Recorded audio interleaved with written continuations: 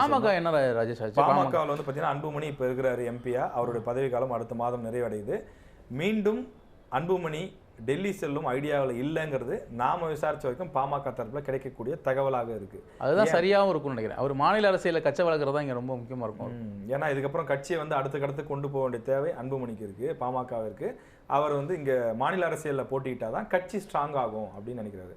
அன்புமணி அவர்களுடைய அந்த கனவு இல்லை அவங்களுடைய எய்ம் என்னவா இருக்குது அப்படின்னா, சட்டமன்ற தேர்தலில் நாம் இடம்பெறக்கூடிய கூட்டணி வெற்றி பெற்று அதில் நம்முடைய ஒத்துழைப்பால் அந்த அமைச்சரவை அமையுது அப்படின்னா ஒரு 2-3 அமைச்சரவை கேட்டு பெற்றுடணும் அப்படிங்கிறது பாமகவுடைய எண்ணமாக இருக்குது.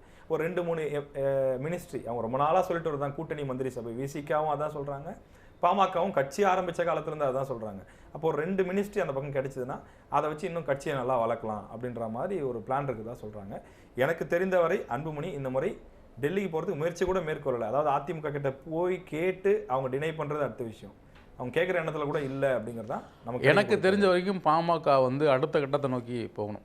அதுக்கு அன்புமணி எடுத்த முடிவு சரியான முடிவு. ஏன்னா ராமதாஸ் அவர்களுக்கு அப்புறம் அந்த கட்சியை வந்து கொண்டு போக வேண்டிய தேவை அவருக்கு தான் இருக்குது.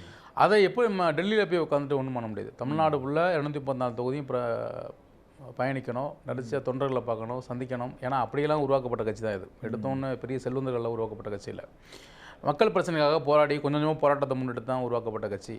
அப்படிங்கிறப்ப அதை ஒரு இடத்துல தலைமை தாங்கிறப்ப முழுசாக அதில் அர்ப்பணிப்போடு பணி செஞ்சால் மட்டும்தான் பாமக மாதிரி ஒரு கட்சியை தொடர்ச்சியாக அவங்க வந்து தமிழ்நாட்டில் கொண்டு போக முடியுங்கிறது தான் உண்மை. அதனால் அவர் எடுத்த நடவடிக்கைங்கிறது தான் உண்மை.